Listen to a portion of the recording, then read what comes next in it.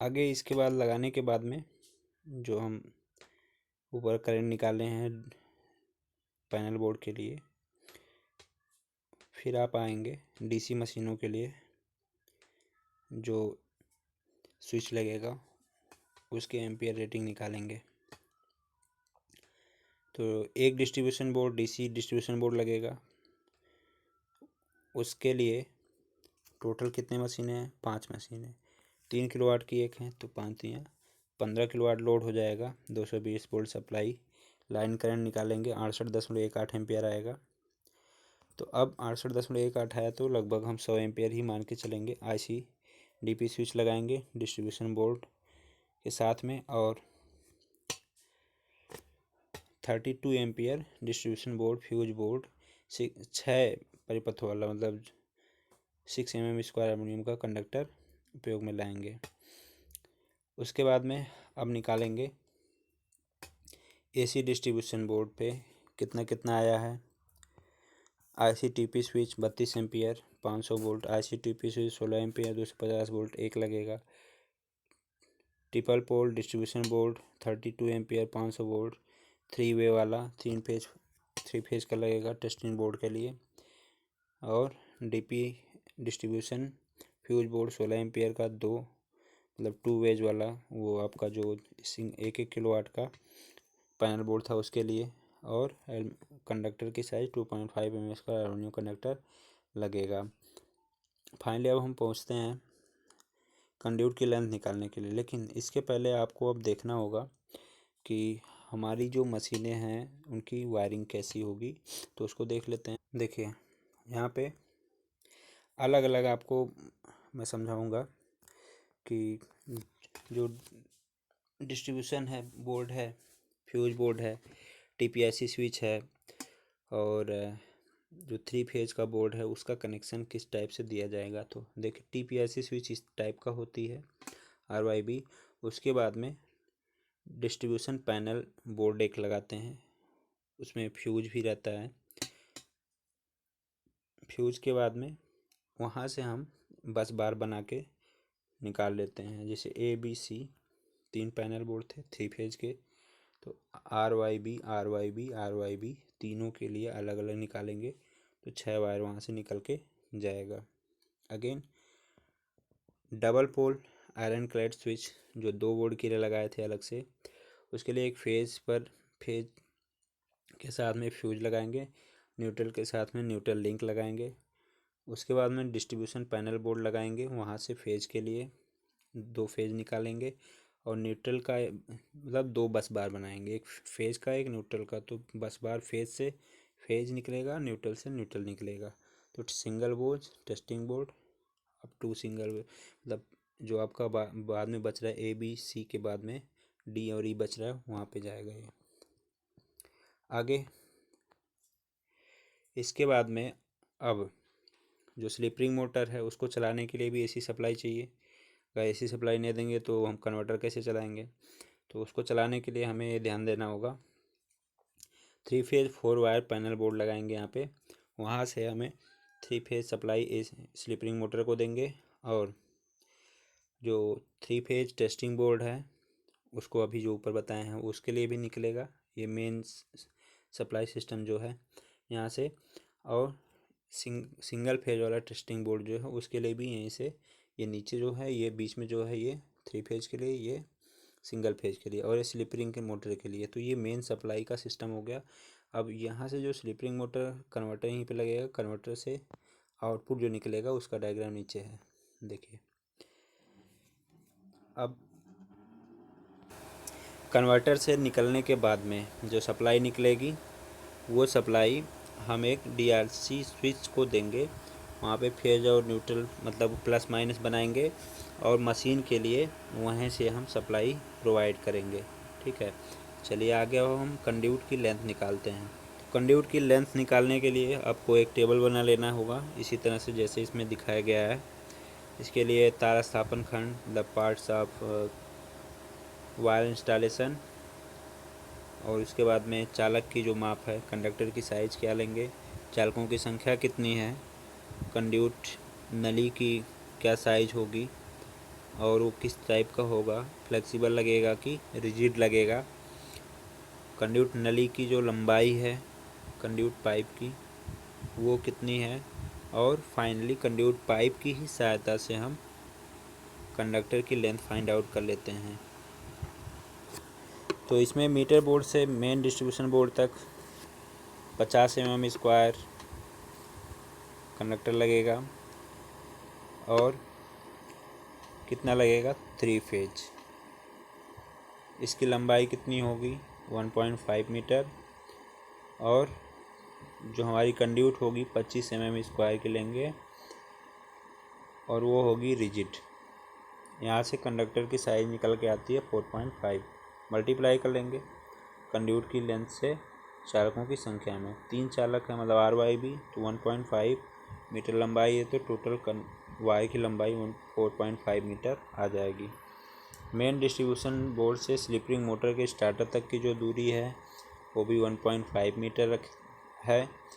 यहाँ पे उतना ही मतलब 50 mm स्क्वायर 660 वोल्ट का आपको कंडक्टर ही यूज करना है।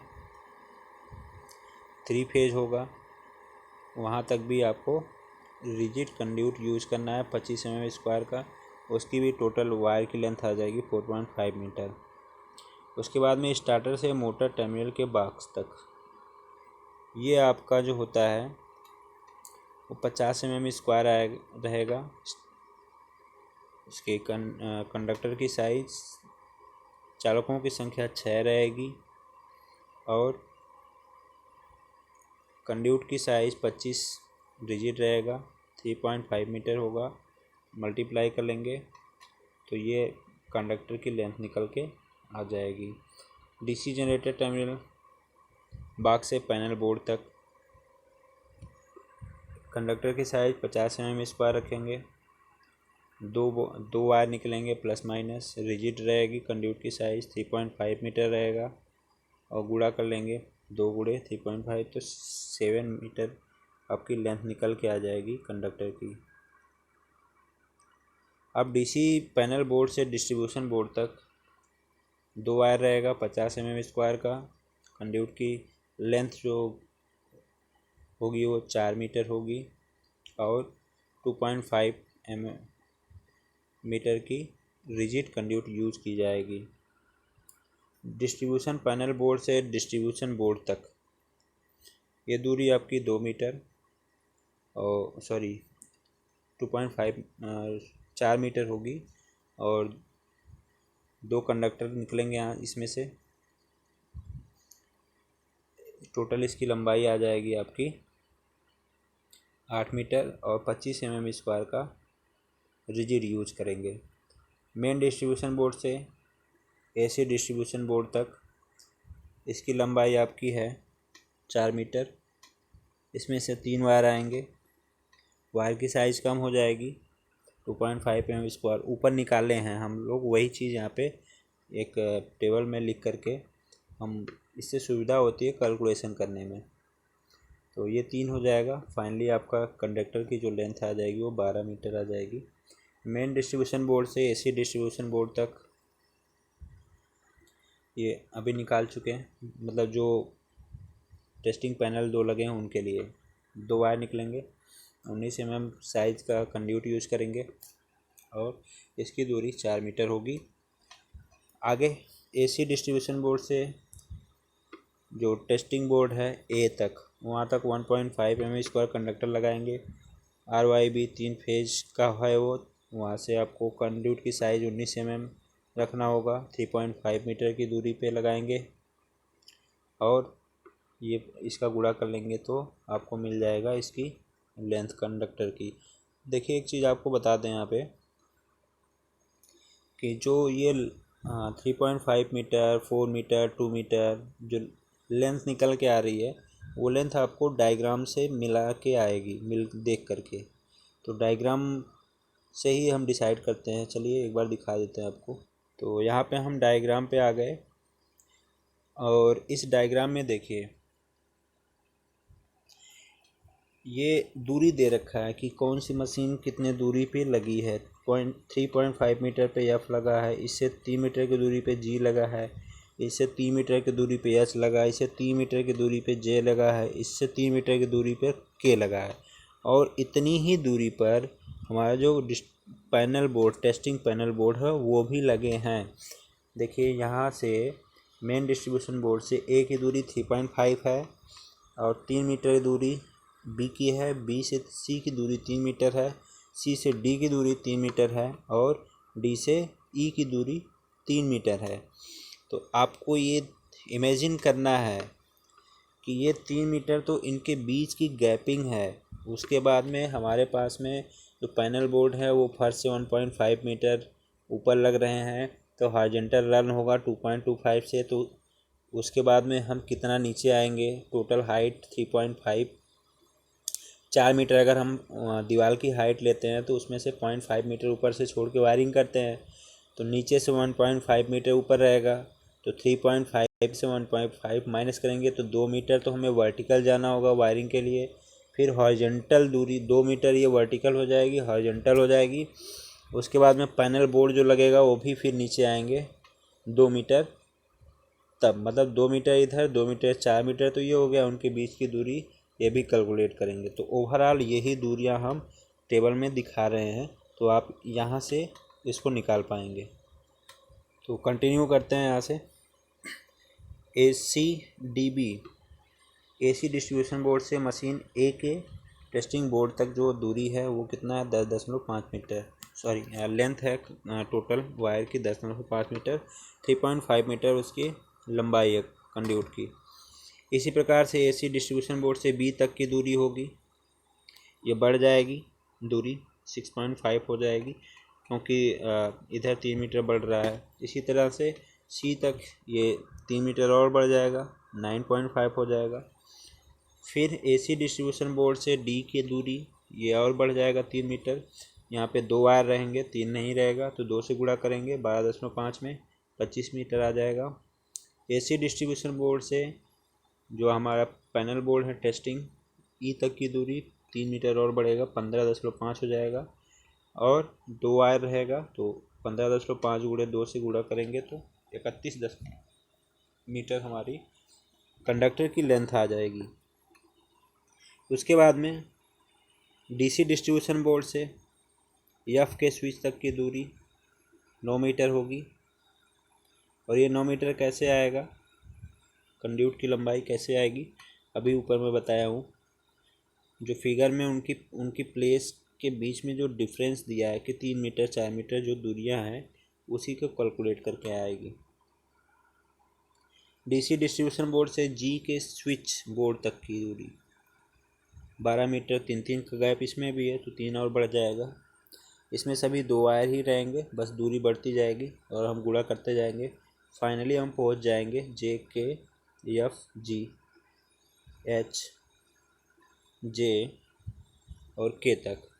ठीक, यहाँ तक पहुँचने के बाद में अब हम निकालेंगे कि 25 mm कंड्यूट की लंबाई कितनी है, टेबल से ये लिख लेंगे। 19 mm कंड्यूट की लंबाई कितनी है, तो 14 ये है, 141 ये है।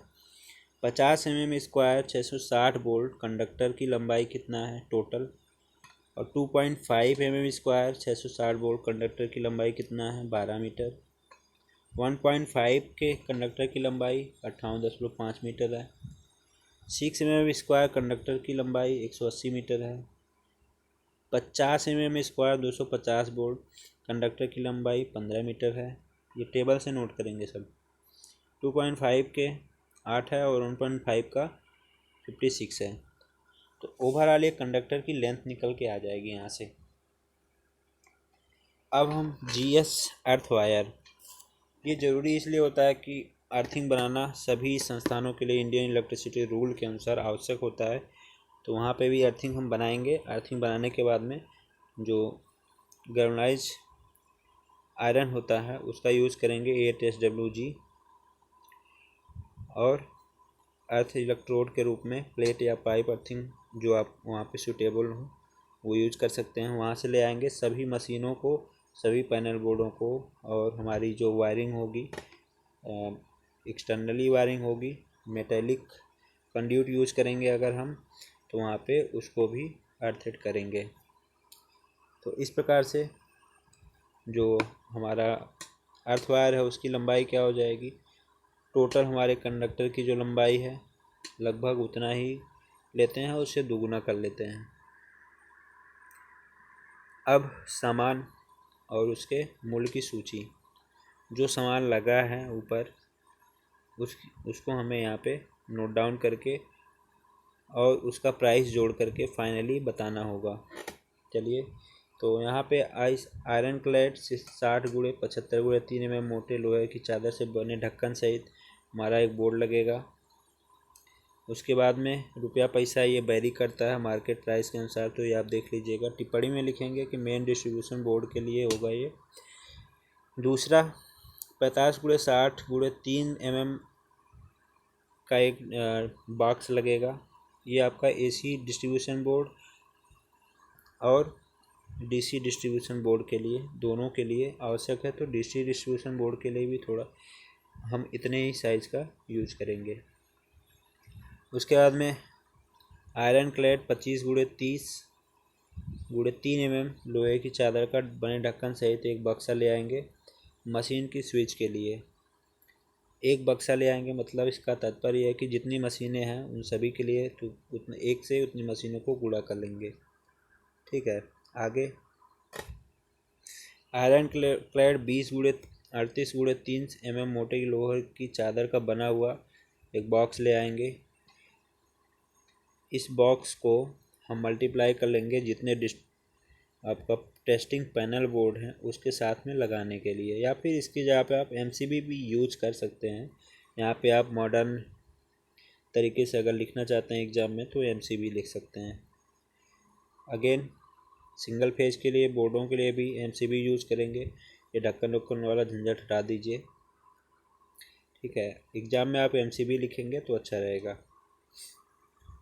उसके बाद में मेन डिस्ट्रीब्यूशन बोर्ड पर एक स्विच लगाएंगे, तो वो स्विच मतलब ऑन ऑफ करने के लिए पूरी सप्लाई।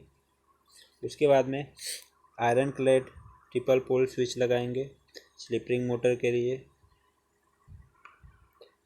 और उसके बाद में एक मेन डिस्ट्रीब्यूशन बोर्ड पे सहायक स्विच लगाएंगे मुख्य स्विच का। ये कितना रहेगा, जैसे हमारा जो पैनल बोर्ड है उसके लिए अलग अलग से है, तो मेन के साथ में भी उसका एक लगाते हैं, तो वही चीज़ है यहाँ पे। आयरन क्लैड डबल पोल का लगाएंगे स्विच।